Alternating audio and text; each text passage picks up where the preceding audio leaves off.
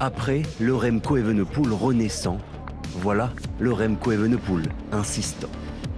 Vainqueur hier, le Belge est intenable dès l'entame de la 15e étape. Mais dur de s'échapper en ce début de journée, la faute aux UAE, offensifs aussi.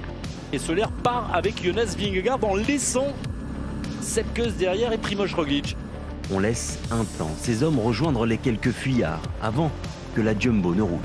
On voit clairement que le leadership, c'est pas Jonas Vingegaard. Une jonction, puis du Evenepoel encore.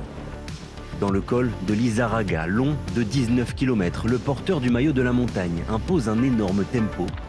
Il prend les 3 points au sommet et permet surtout, enfin, la formation d'une échappée. Comment battre Remco Evenepoel S'il a la forme d'hier, vu le parcours, c'est impossible. Il faudrait presser ça ceci contre lui, mais bon, je pense qu'il y en a qui vont pas trop oser non plus. 15 coureurs pour peut-être lui contester la gagne, parmi eux Kamna, Buitrago, Krohn, Rubio et les Français Elisonde, Mollard et Bouchard. La Jumbo, derrière, contrôle l'écart. On va pas jouer avec le feu Remco, parce qu'il a le feu aux jambes en ce moment. On lui a laissé 8 minutes hier, ok, t'es très loin. Si tu nous fais ça tous les jours, tu vas pas nous amuser, Remco. Environ 2,30 d'avance.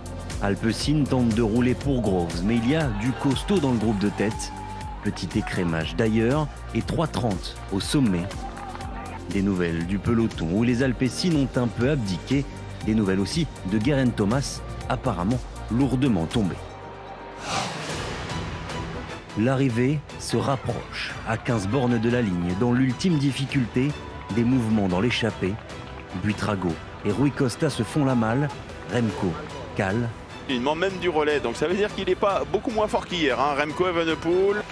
Les 2 coureurs sont ensuite rejoints par Kamna, 28 secondes d'avance à la bascule.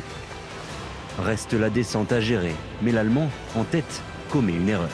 Chute de Kamna. Bon, il est arrivé beaucoup trop vite dans cette courbe. Ça se regarde ensuite devant.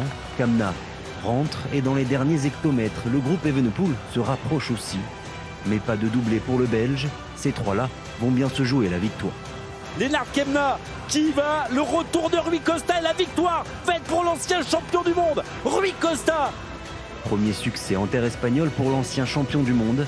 Environ 3 minutes plus tard arrivent les leaders. Pas de changement général après cette journée pourtant agitée.